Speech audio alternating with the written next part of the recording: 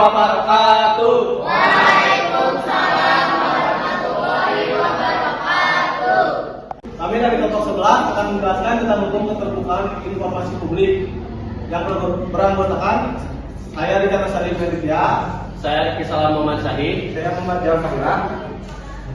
Jadi di sini kita memiliki 4 poin pembahasan. Yang pertama adalah dasar hukum, tujuan, pengecualian, bagian terakhir informasi yang wajib disediakan dan diumumkan. Yang pertama adalah Undang-Undang Nomor 14 Tahun 2008. Keterbukaan informasi publik adalah salah satu produk hukum Indonesia yang dikeluarkan dalam tahun 2008 dan diundangkan pada tanggal 30 April 2008 dan mulai berlaku 2 tahun setelah diundangkan. Undang-undang yang terdiri dari 64 pasal ini pada intinya memberikan kewajiban kepada setiap badan publik untuk membuka akses bagi setiap pemohon informasi publik untuk mendapatkan informasi publik kecuali beberapa informasi tertentu. Selanjutnya ada keterbukaan informasi publik, merupakan sarana dalam pengoptimalan pengawasan publik terhadap penyelenggaraan negara dan badan publik lain, serta segala sesuatu yang berakibat pada kepentingan publik. Pengertian badan publik dalam pasal 1 angka 3 Undang-Undang tentang keterbukaan informasi publik adalah lembaga eksekutif, legislatif, yudikatif, dan badan lain yang fungsi dan tugas pokoknya berkaitan dengan penyelenggaraan negara yang sebagian atau seluruh dananya bersumber dari anggaran pendapatan dan belanja negara atau anggaran pendapatan dan belanja daerah atau organisasi non pemerintah.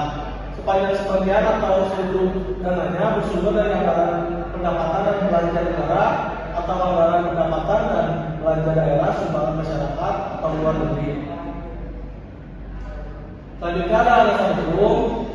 Hal ini Wakil Ketua DPRD Sumbar menjelaskan bahwa Undang-Undang Keterbukaan Informasi Publik disingkat KIP tidak hanya terbatas mengatur soal informasi. Undang-undang ini juga memberikan jaminan adanya partisipasi warga negara dalam menentukan kebijakan. Hal ini tercermin dari tujuan Undang-Undang KIP itu sendiri. Sebagaimana disebutkan dalam pasal 3 Undang-Undang KIP antara lain bertujuan mendorong partisipasi publik dan pengelolaan badan publik yang baik. Ini artinya Undang-Undang KIP diimplementasikan jika ruang partisipasi publik tidak terbuka secara luas, keterbukaan informasi publik menjadi sesuatu yang serius untuk diperhatikan. Implementasi Undang-Undang KIP dikatakan berhasil jika warga negara betul mendapatkan haknya untuk mengetahui rencana, program, dan proses pengambilan kebijakan dan keputusan publik beserta alasannya. Selain itu, masyarakat aktif berpartisipasi dalam proses pengambilan kebijakan publik dan masyarakat berperan aktif turut mendorong terwujudnya badan publik yang baik. Selain itu, terwujudnya penyelenggaraan negara yang baik, transparan, efektif, dan efisien, serta akuntabel. Serta masyarakat mengetahui alasan pengambilan kebijakan yang mempengaruhi hajat hidup orang banyak. Selanjutnya ada tujuan.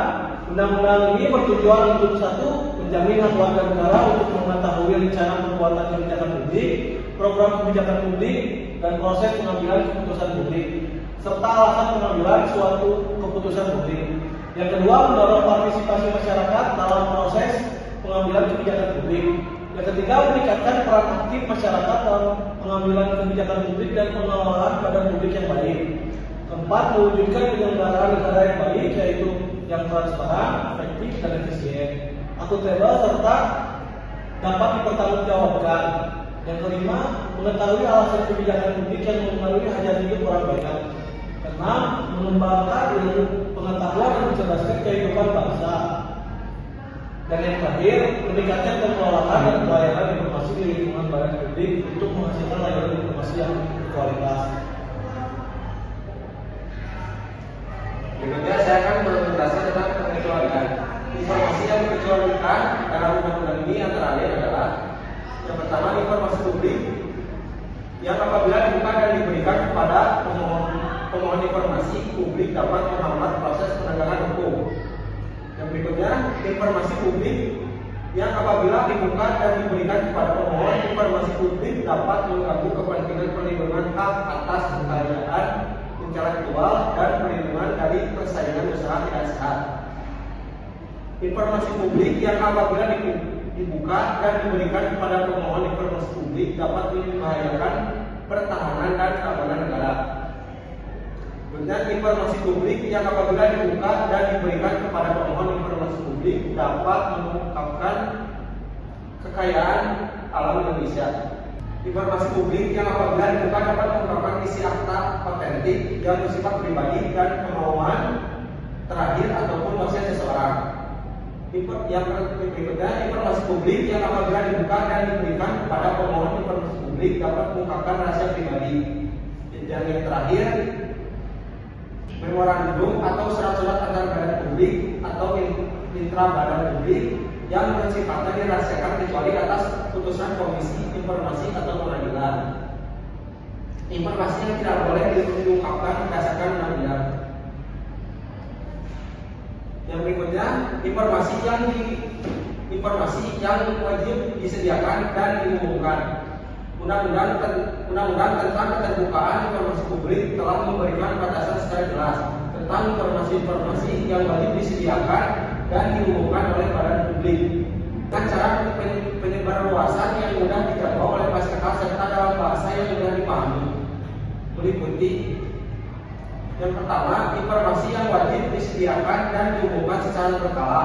Setiap badan publik wajib mengumumkan informasi publik secara berkala yang dilakukan paling singkat 6 bulan sekali. Yang meliputi yang pertama adalah informasi yang berkaitan dengan badan publik. Yang kedua, informasi mengenai kegiatan dan kinerja badan publik terkait. Yang ketiga, informasi mengenai laporan keuangan. Yang keempat, informasi lain yang diatur dalam peraturan perundang-undangan.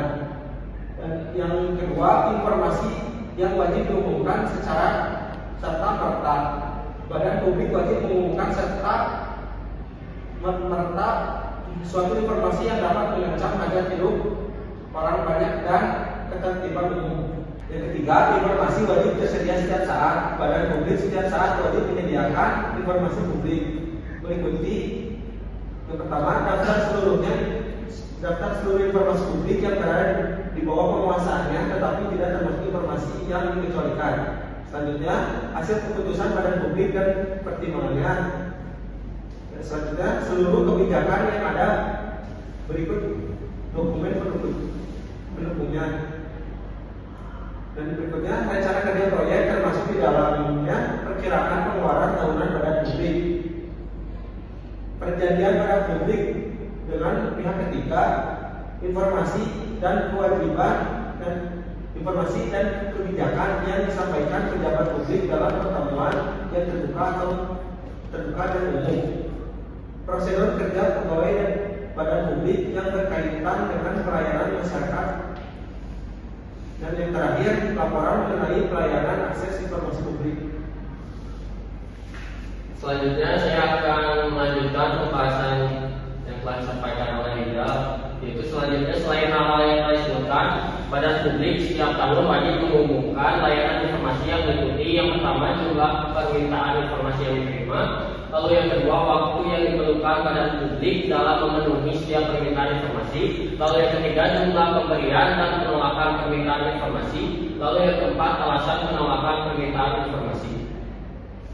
Lalu informasi publik juga wajib disediakan oleh badan usaha milik negara atau BUMN, badan usaha milik daerah BUMD, atau badan usaha yang lain yang dimiliki oleh negara, partai politik, serta organisasi non pemerintah yang terdapat dalam undang-undang tentang keterbukaan informasi publik. Informasi publik yang wajib disediakan oleh BUMN, BUMD, dan badan usaha lain yang dimiliki oleh negara harus meliputi yang pertama nama dan tempat kedudukan, yang kedua maksud dan tujuan serta jenis kegiatan usaha, lalu yang ketiga jangka waktu pendirian dan permodalan, lalu yang keempat nama lengkap pemegang saham, anggota direksi dan anggota dewan komisaris perseroan, lalu yang kelima laporan tahunan, laporan keuangan, neraca laporan, laba rugi, dan laporan tanggung jawab sosial perusahaan. Lalu yang keenam sistem dan alokasi dana, remunerasi anggota komisaris atau dewan pengawas dan direksi. Lalu yang ketujuh kasus hukum yang berdasarkan undang-undang terbuka terbuka sebagai informasi publik. Lalu yang ke-8, pedoman pelaksanaan tata kelola perusahaan yang baik. Lalu yang ke-9, pengumuman penerbitan efek yang bersifat utang. Lalu yang ke-10, penggantian akuntan yang mengorbit perusahaan. Lalu yang ke-11, perubahan tahun fisikal perusahaan. Ke-12, kegiatan penugasan pemerintah dan kewajiban pelayanan umum atau subsidi. Lalu yang terakhir, mekanisme pengadaan barang dan jasa. Selanjutnya ada dalam undang-undang tentang keterbukaan informasi publik, partai politik wajib menyediakan informasi publik yang meliputi yang pertama asas dan tujuan, lalu program umum dan kegiatan partai, lalu nama, alamat dan susunan kepengurusan, lalu yang keempat pengelolaan dan penggunaan dana yang bersumber dari anggaran pendapatan dan belanja negara dan anggaran pendapatan dan belanja daerah.